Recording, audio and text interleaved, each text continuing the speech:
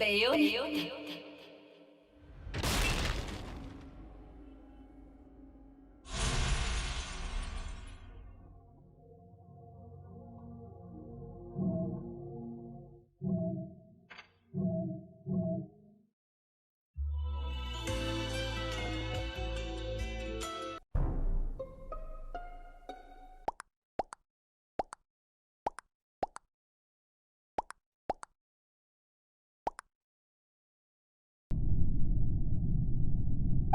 This is the key for Bayonetta 3. How are we going today, everyone? My name is Rakun. Thank you guys so much for clicking on this video. We have 50 episodes of this series, almost 1 year, and I cannot thank you guys enough. So without further ado, let's get right into the Son of God theory. If you do want to understand the whole video, you can watch the previous part of this episode right above here, but come back right here, you better promise me. I have a hunch that Loki's true story is a little dark, if you may say.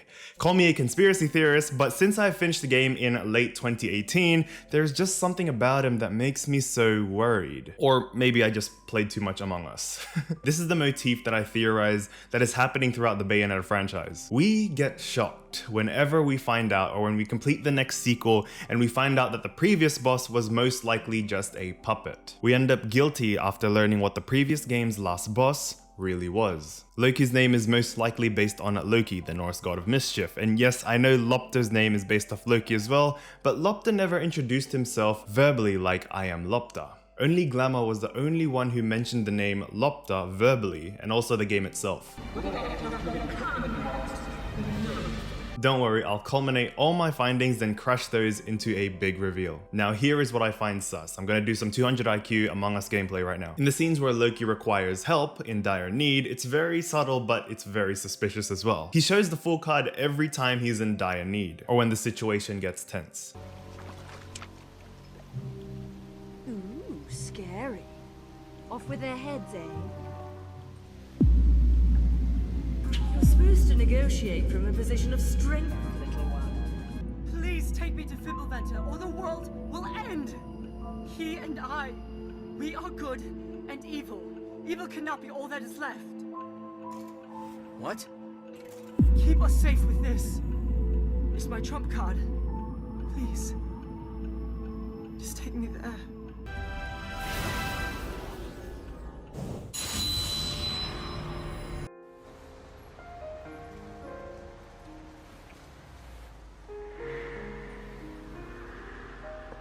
Firstly, Loki uses it on Bayonetta for the very first time.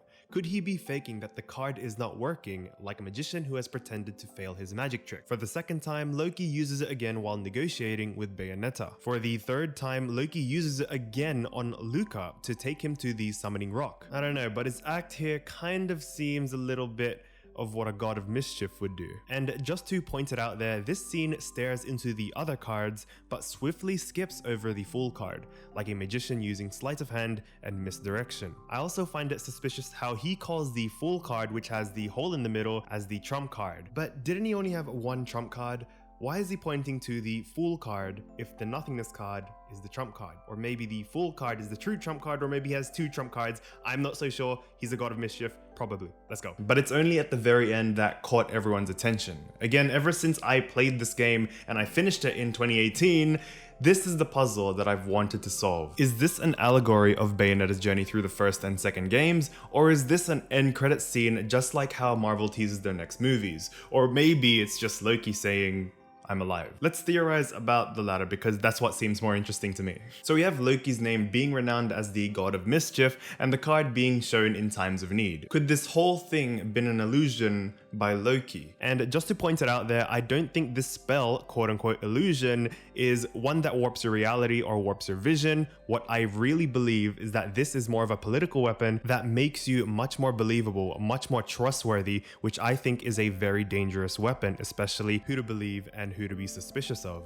If you can control that, you can control wars. What if Loki was the true evil half? Is it possible that Loptr was trying to bring balance to the world all this time, but we kept interfering with his plan? If you think about it, all Bayonetta wanted to do was just bring John back.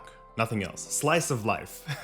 Day in the life of a witch. Bayonetta's adventure could have finished right after the Inferno arc. Loki was essentially the driver of the big picture here. Loptr wanted all the power to himself by bringing back the eyes of the world, or returning them to him. How he said it though, well, let's just say he wouldn't get any sharks if he pitched his idea to Shark Tank. Sure, he may have plotted the witch hunts and genocided both clans, but he is a divine being. What can you do in the Bayonetta universe if you're just a human against a god?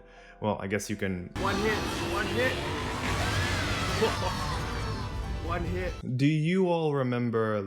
I still believe that there is a bigger picture to Bayonetta 2 that we have to look into. Well, picture this and let this point really sink in. The hunt for the eyes of the world only started when our Cereza was conceived, and the Forbidden Child prophecy started. Remember, the Forbidden Child between the two clans would trigger the second Armageddon. Loptr, as he watches humanity, found out about this. Whoever or whatever the second Armageddon is, we don't know, we just have to wait for Bayonetta 3 or Bayonetta 4. If there is even going to be a Bayonetta 4.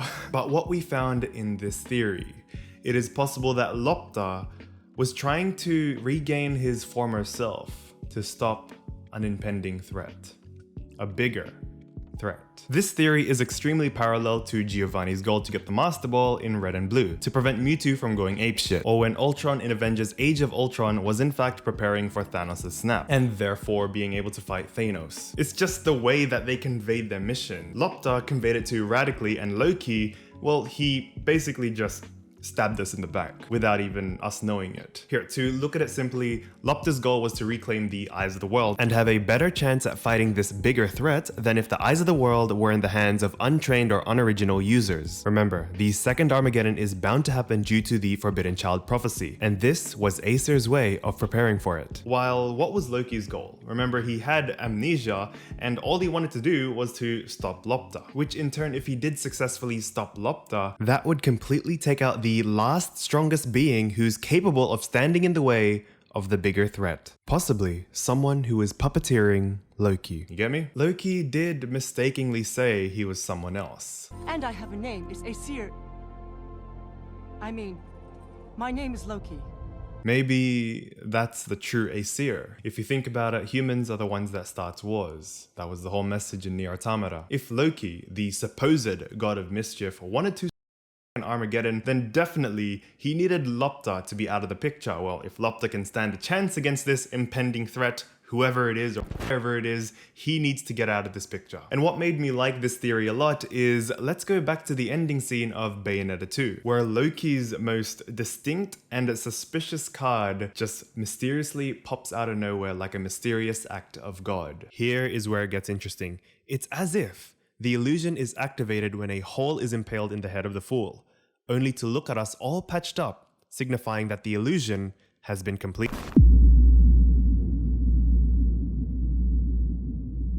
The fool.